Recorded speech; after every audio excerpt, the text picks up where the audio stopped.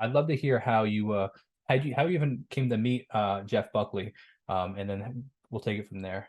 It was sort of seemingly random that the way I met Jeff. That this was a time where people had cassette tapes inside of these boxes, these answering machine boxes, on hardline phones. Yeah, So yeah, yeah. I realized that a lot of young people are digital natives, and they might be going head scratch like answering machines. They may not have even ever seen one.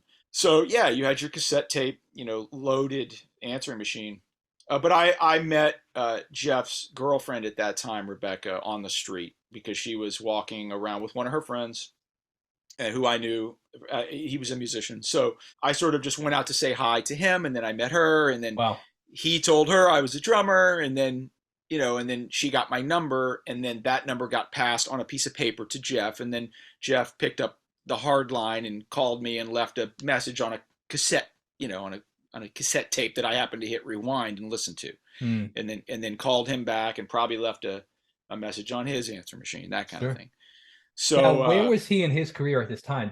Did you know who he was? Was he nobody? Like, where was that in this? I had no idea who he was, and I had no idea who his father was either. Mm, I mean, I knew who some of Jeff's father's peers were, and I, sure. I would think that those were mostly, I guess, Southern California 60s and some 70s artists, within the songwriter scene of that time. So some of those people became really famous and were, Hmm. some of my first memories of music were probably people that Tim Buckley, Jeff's father, knew, Yeah. but I didn't know him. So yeah, Jeff had I believe done his concert. I guess it was a Shanae concert, or it was a concert at a church wherein the labels were there, and he kind of unveiled his.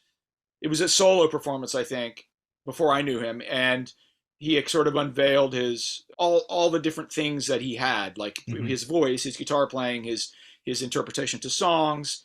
I think he probably played some of his father's music, Mm, and then the labels were there, and they're like, we love this guy. hmm. Then he sort of signed a record deal, and he was looking for a band to come in and solidify to the degree that they could make the record and tour it.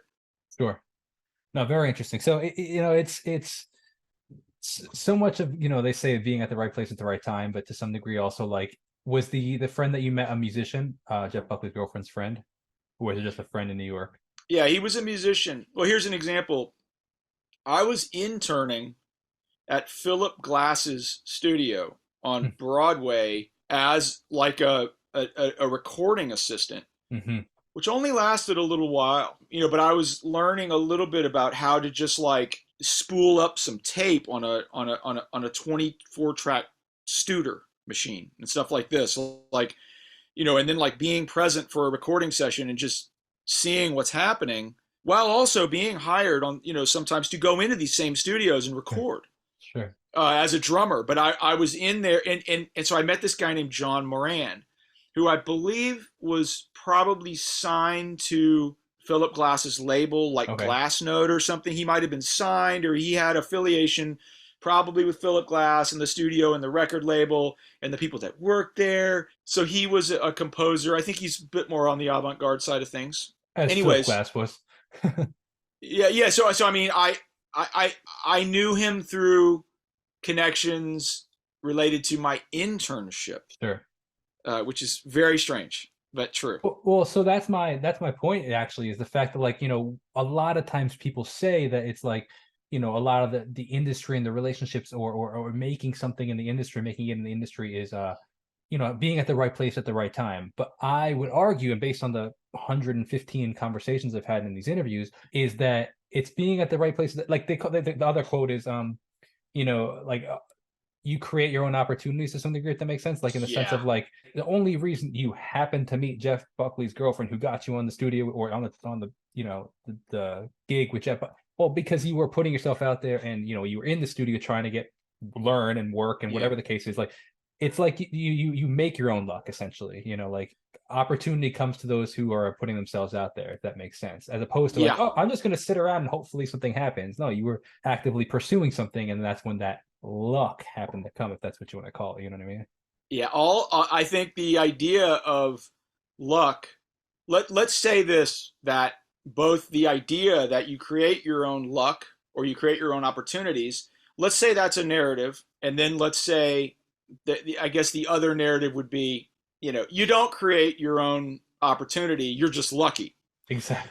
Okay, I think that sometimes, believe it or not, that latter example is actually weirdly correct. Sure, sure. But I think it's a much more superficial and a totally I think it's a much more superficial narrative that is often wrong.